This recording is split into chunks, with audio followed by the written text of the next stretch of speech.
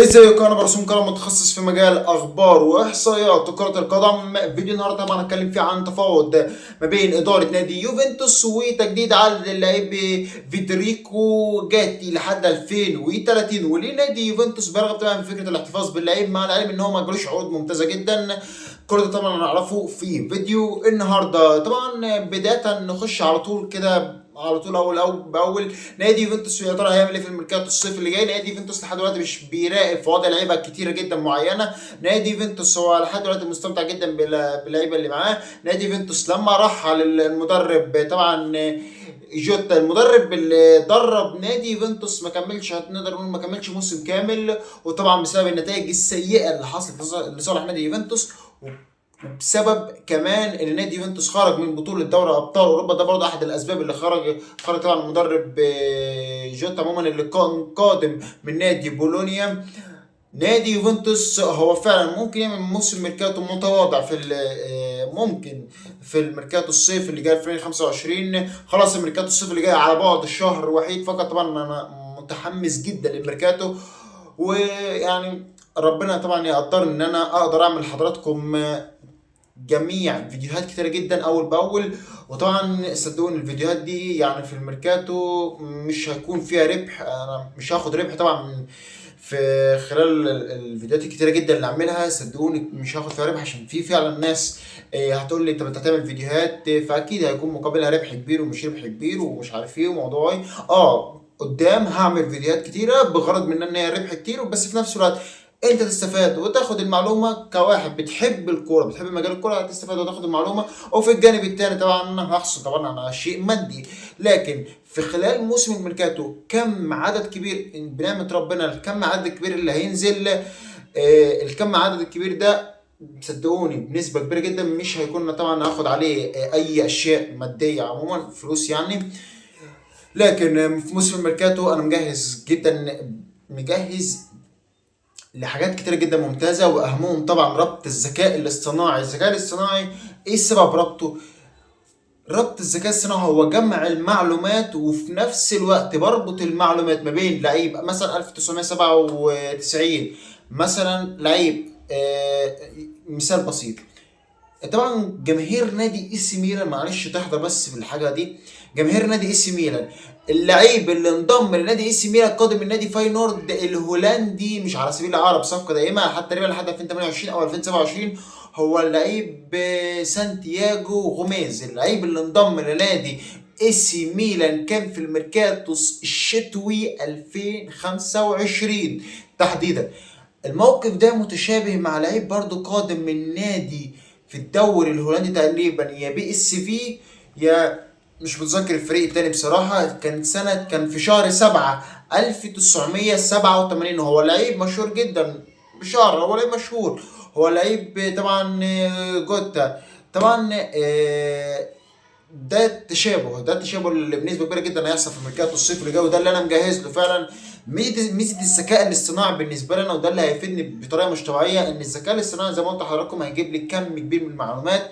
المعلومات دي صدقوني اخدها اتاكد منها بس الاول واطلع اقولها لحضراتكم. صدقوني زي ما قلت لحضراتكم في الاول وفي الاخر الفيديوهات الكتيره جدا اللي هتنزل في ميركاتو الصيف اللي جاي مش هيكون فيها غرض مادي، لا صدقوني انا بحاول اطلع كل واتعلم في مجال الصحافه اكتر واكتر واكتر عشان اقدر طبعا ابدع. وفي افكار كتيره جدا في دماغي واحلام كتيره جدا ان شاء الله بنعمه ربنا هتتحقق واحده واحده واحده.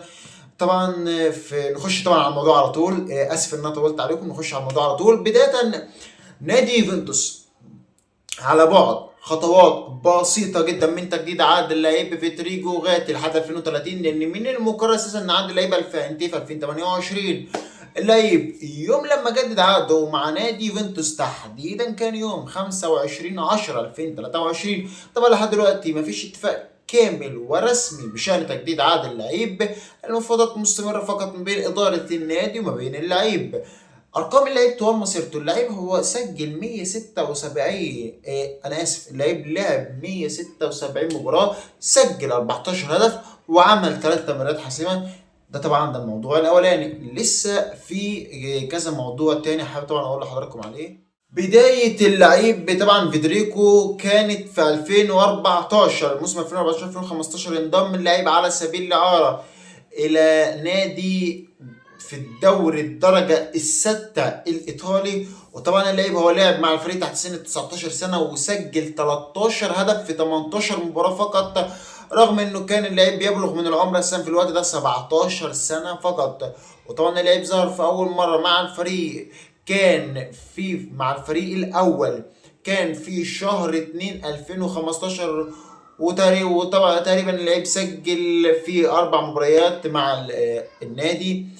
طبعا مش متذكر اسم النادي بالظبط، بس فعلا اللعيب هو لاعب في الدرجة الستة وسجل طبعا اللعيب هو سجل 13 هدف في 18 مباراة. ده طبعا رقم ممتاز جدا، ادى في الاخر الى ظهور انديه كانت بتراقب في وضع اللعب اول باول.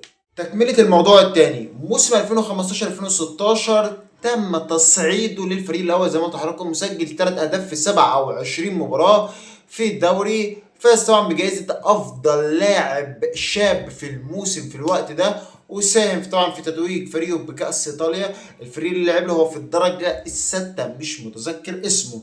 تمام.